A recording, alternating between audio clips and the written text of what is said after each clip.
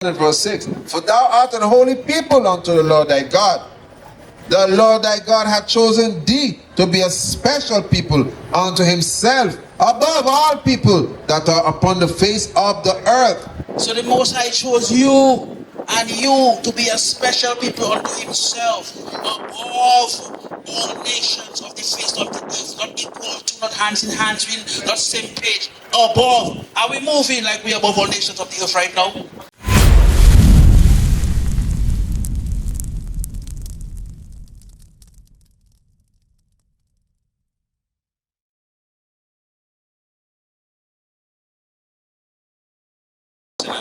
That's your girlfriend, right? You love her? You love him? Are you French? Should I speak English? Speak English. Okay. Listen to this. Are you planning to get married anytime soon? Give me that. Hebrews 13 and verse 4.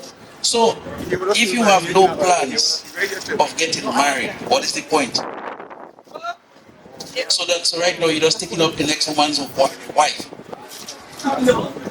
Right now you're just taking up the next man's wife, right? And Paul is taking up a woman's husband, right?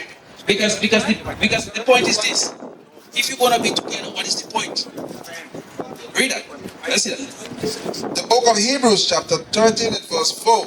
Marriage is honorable in all. So it is an honorable thing when you can say, that is my husband.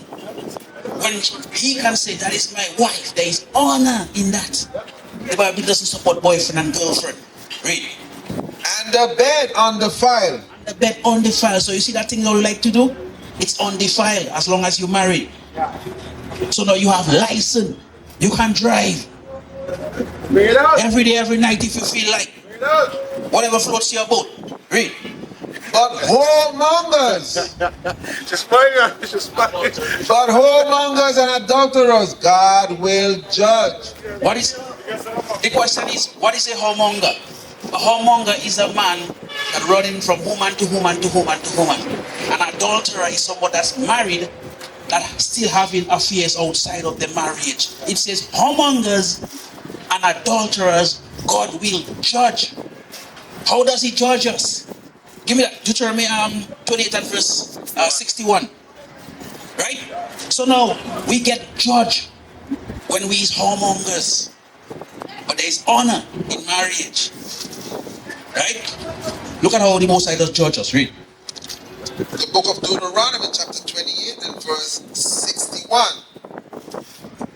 Also, every sickness and every plague which is not written in the book of this law, them will the Lord bring upon thee until thou be destroyed. I know, we all know people that have been running up and down and they have all kind of disease, all kind of sickness. You want to join that club? I don't think so. So that is why you have to stick to one partner. One partner. Husband and wife. That is it. There's honor in that. So you can safely say, yeah, my wife home. No matter what I see on you, they're going back home to my wife. The same thing going to go for the husband. Now look at some, give me that, Timothy, 1 Timothy 3 and verse 9. 2 and verse 9. Right? We can look at something. You comfortable with man staring down your woman for the wrong set of reason? Because they see in parts of her that they might want to sample? You comfortable with that? Nah. You sure? So listen this, miss, you comfortable with other men seeing what belongs to your husband? Boyfriend. So you specifying boyfriend? Yes. Like that is a good thing. It's not a good thing. Read that. The book of 1 Timothy chapter 2 and verse 9. In like manner also, that the woman adorn themselves in modest apparel. So women are supposed to dress in modest apparel. Modesty means not attracting sexual attention to yourself. Modesty means covering up your private parts. Modesty means when I see you, I don't look in down first because I see something down there. I'm supposed to watch in your face because that's why I'm supposed to be looking. Right? Somebody's supposed to be attracted to you because of your mind, not because of what they're saying. And then you say, even if they see they don't go and get. There's a thing called rape. I mean, we doesn't endorse that, but people just do it because they see it. So you have to dress modestly, modest apparel. Because like the brother was saying, I don't think he's comfortable with everybody saying what belongs to him. So you only have to work on that. Because the problem is this. If you don't understand that you are the children of Israel, none of this doesn't make no sense to you, so you have to understand that first. So what is your, what do you say, what your nationality is? What is your race? What race do you come from? You ain't know? You're right. Because the Bible tells us that. Give me that in Isaiah 3 and verse 1. 1 and verse 3, sorry. Listen this. Yo, listen this.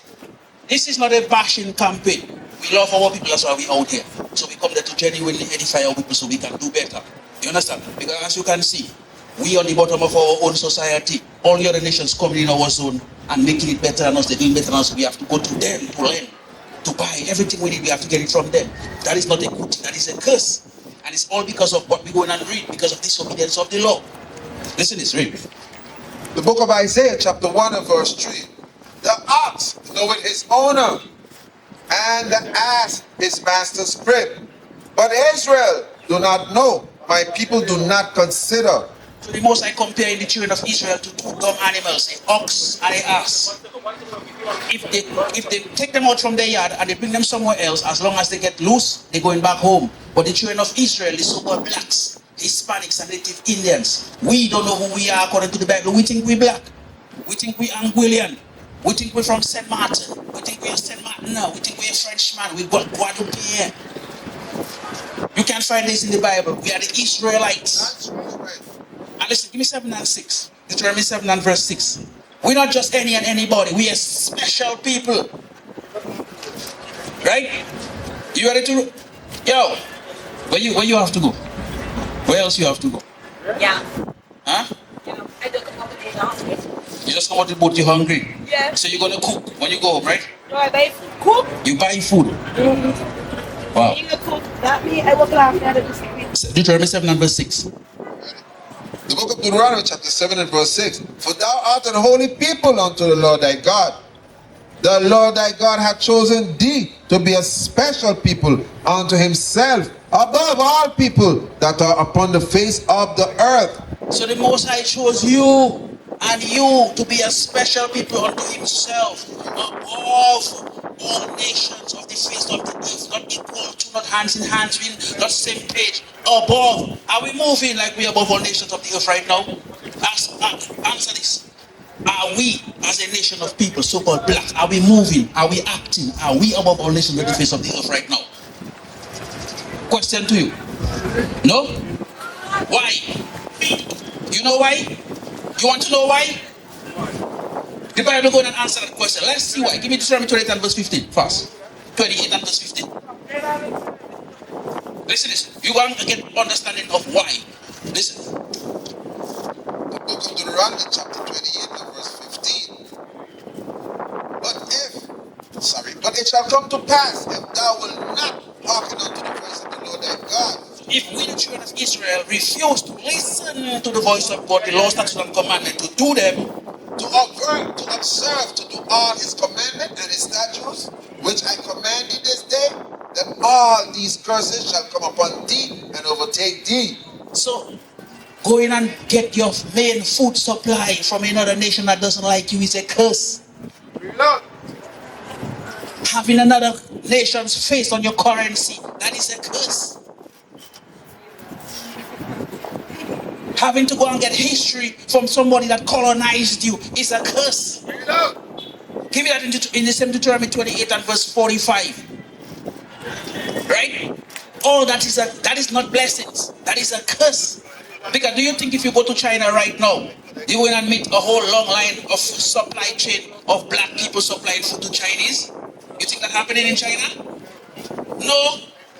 So why does that take place in our black neighborhoods? Read that. The book of Deuteronomy chapter 28 and verse 45. Moreover, all these curses shall come upon thee, and shall pursue thee, and overtake thee, till thou be destroyed, because thou hearkenest not unto the voice of the Lord thy God, to keep his commandment and his statutes and his command which he command thee. So you see why the curse is upon us? Because we refuse to keep the laws, statutes. So our women refuse to dress modestly. They refuse to stop buying and selling on the Sabbath. Our men refuse to marry our women. So the curse is falling upon us because of that. Hey bro, you listening? So, yeah, so this is why we're in the current predicament, because of failure to keep the law, statute, and commandment. Read for the 6 and 7. Verse 46. And they, the curses, they shall be upon thee, upon you, upon us, our nation, our race of people, for a sign, and for a wonder. And for a wonder. So the sign is for identification. So the curse is going to be there upon us to identify who the children of Israel are. Read. And upon thy seed forever. So it's going to be upon our seed forever. Read on. Because thou servest not the Lord thy God with joyfulness and with gladness of heart, for the abundance of all things. Therefore shalt thou serve thy enemies, which the Lord shall send against thee, in nakedness and in want of all things. And he shall put a yoke of iron upon thy neck until he have destroyed thee. So the Lord is who has sent the enemies against us, and we're going to serve them in want of all things. How did you learn French? School. How did you become French? Because France and Martin was colonized by France, right? You don't know? Where you born? So you born Saint Martin and you don't know the history of how France and Martin became French. Read that again. Verse 48. Therefore shalt thou serve thine enemy, which the Lord shall send against thee. So hear that. We shall serve our enemy, which God shall send against us. So we get French because we were serving France in slavery. That's how we get French. You have that purple, pink, blue, orange hair because you got that from the white man. For you. Right? Read on. And in thirst. So it says in hunger and in thirst you're going to serve your enemy. So when you're hungry, where you going and get food from? Where you just get your food from over there? Because she just says she's hungry and she's about to buy some food, but she just wants from inside where you just get your food from? Where you just get that one in the plastic there from? You buy it? Not? I'm going out for some. But where did you get it from? Where did you buy it? Exactly. That's the point. In hunger and in thirst and in want of all things. So when you're hungry, where you running first? In the Chinese supermarket, they don't have your food supply. Right? Read that. And in nakedness. In nakedness. If you turn the neck of your shirt right now, where is it made? Made in China, made in Vietnam, made in America, made all over the place. Not made in St. Martin for sure, not made in Anguilla. Because we doesn't make fabrics. Right? Read. And in want of all things. History, religion. Where do we get it from? Our enemies.